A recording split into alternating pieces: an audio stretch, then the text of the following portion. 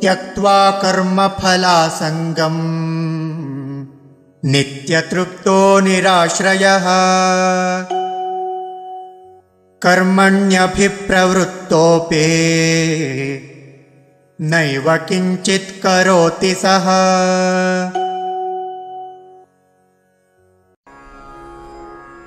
त्यक्त्वा कर्मफल आसङ्गम् नित्यतृप्तः निराश्रयः कर्मणि अभिप्रवृत्तः अपि न एव किञ्चित् करोति सः।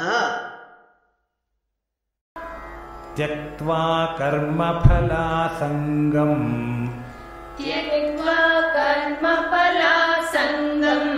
नित्यतृप्तो निराश्रयः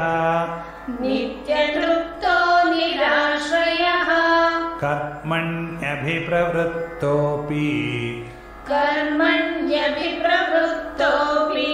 नैव किञ्चित् करोति सः।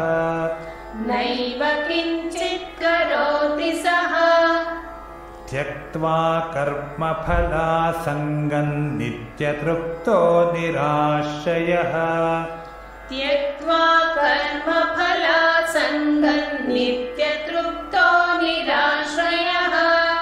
कर्मण्यभिप्रवृत्तोऽपि नैव किञ्चित् करोति सः।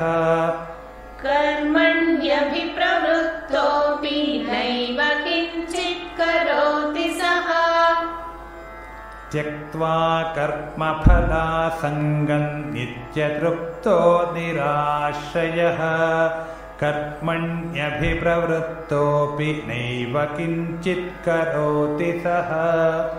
त्यक्त्वा कर्मफलासङ्गम्